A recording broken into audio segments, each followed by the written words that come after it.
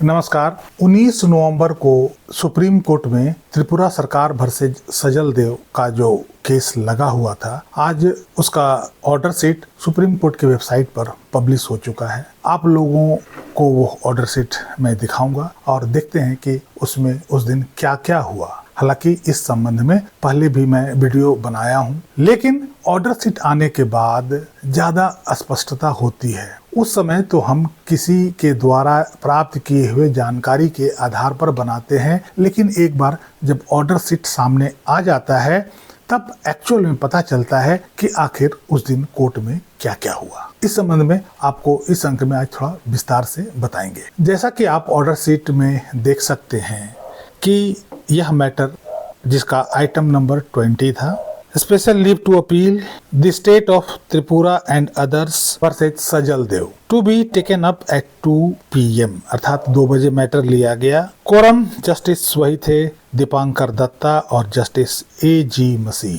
Upon hearing the counsel, the court made the following: an adjournment letter is circulated on behalf of the petitioners for filing rejoinder affidavit. अर्थात त्रिपुरा सरकार की ओर से rejoinder affidavit file करने का application circulate किया गया, अर्थात समय मांगा गया एप्लीकेशन के थ्रू। आमतौर पर डिस्ट्रिक्ट कोर्ट, ट्रायल कोर्ट और हाई कोर्ट में हम लोग वर्बली इस चीज के लिए रिक्वेस्ट कर लेते हैं और रिजॉइंडर के लिए या WS के लिए या कोई भी दस्तावेज फाइल करने के लिए समय मांग लेते हैं और ओरल सबमिशन देने के बाद उसी चीज को कोर्ट के ऑर्डर शीट पर रिकॉर्ड कर लिया जाता है और नॉर्मली या विद सम कॉस्ट इसको अलाउ कर दिया जाता है। कभी कभी एडवर्स केस में अलाउ नहीं भी होता है, लेकिन सुप्रीम कोर्ट में इसके लिए रिटन एप्लीकेशन देनी होती है। Next point is relist the special leave petition after 3 weeks, अर्थात 3 सप्ताह के बाद इसे लगाने का आदेश दिया गया, क्योंकि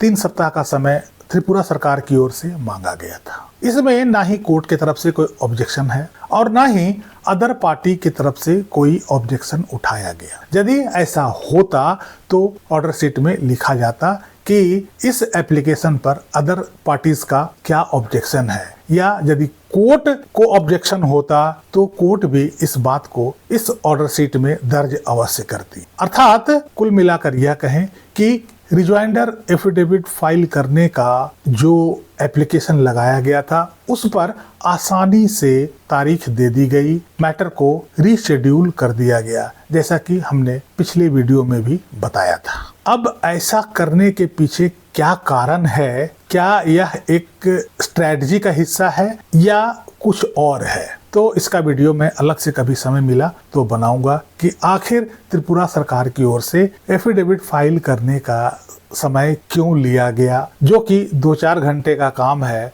उसे 36 दिनों में पूरा क्यों नहीं किया गया। नॉर्मली सुप्रीम कोर्ट में ऐसा होता नहीं है और यदि होता है तो इसके पीछे कुछ न कुछ तथ्य अवश्य छिपे होते हैं। नेक्स्ट पॉइंट है, in the meanwhile steps be taken for substitution of the deceased respondent number 61, 25 and 254। कहने का मतलब यह है कि इस पिटीशंस में 390 रिस्पोंडेंट्स हैं, लगभग 400 रिस्पोंडेंट्स हैं। उसमें से इन 3 रिस्पोंडेंट्स की मृत्यु हो चुकी है, अर्थात ये अब इस दुनिया में नहीं है। तो अब इसको प्रोसीड करने के लिए, इन रिस्पोंडेंट्स के जगह लेने के लिए उनके जो लीगल एयर्स हैं, जो उत्तराधिकारी हैं, उनको इंक्लूड किया जाएगा। उनके लिए सब्स्टिट्यूशन का अर्थात रिप्लेसमेंट का एप्लीकेशन लगाया जाएगा कि वो अब नहीं है, उनके जगह पर उनके लीगल एयर्स जो हैं वो इसको आगे बढ़ाएंगे। उनका भी अपना इसमें इंटरेस्ट है कि यदि कल को मैटर में जो भी आदेश होता है तो उनके लीगल एयर्स को जो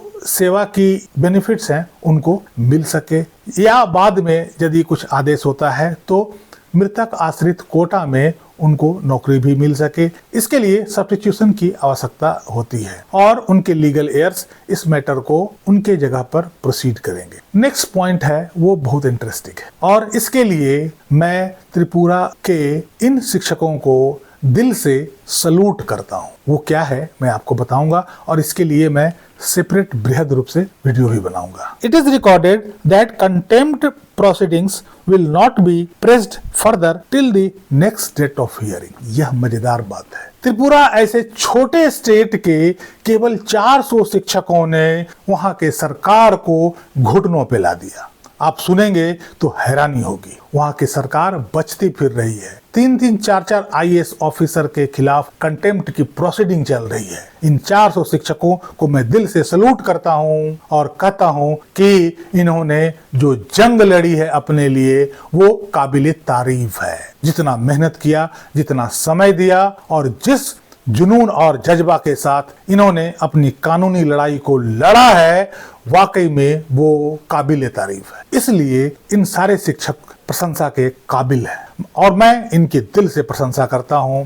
ये जज्बा शायद बाकी शिक्षकों में भी हो जाए तो सुप्रीम कोर्ट का 1 सितंबर का जो आदेश है उसे भी जाते समय नहीं लगेगा। लेकिन कहीं न कहीं मुझे कुछ चीजों का अभाव दिखता है और यही कारण है कि सफलता में हमेशा संदेह मुझे दिखता है। बहरहाल इस संबंध में मैं जल्द ही आपको वीडियो बनाऊंगा कि कैसे त्रिपुरा के 400 शिक्षकों ने सरकार को मजबूर कर दिया सुप्रीम कोर्ट में अपील फाइल करने के लिए।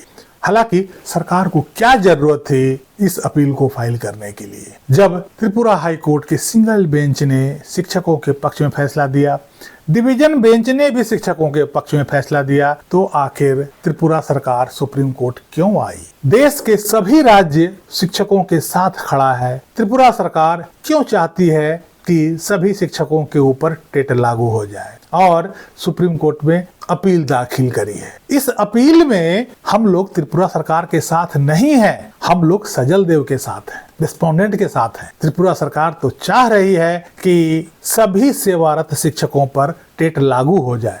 आखिर ऐसा क्यों चाह रही है? क्या ऐसी मजबूरी है कि त्रिपुरा सरकार ऐसा ना चाहते हुए भी चाह रही है? त्रिपुरा सरकार की मजबूरी है और वो मजबूरी उनके अपने कारणों से हुआ है और ये 400 शिक्षक त्रिपुरा सरकार को बैकफुट पर लाकर खड़ा कर दिया है। बहरहाल अपने अधिकारों की लड़ाई के लिए उन शिक्षकों ने जो काम किया है उनको मैं कोटि कोटि नमन करता हूँ और उम्मीद करता हूँ कि आगे आने वाला समय में उन शिक्षकों की विजय हो। इस अंक में यहीं तक। कैसी लगी जानकारी कमेंट करके जरूर बताइएगा। वीडियो को लाइक कीजिएगा, चैनल को सब्सक्राइब कीजिएगा। मिलते हैं अगले अंक में, तब तक के लिए जय हिंद, वंदे मातरम।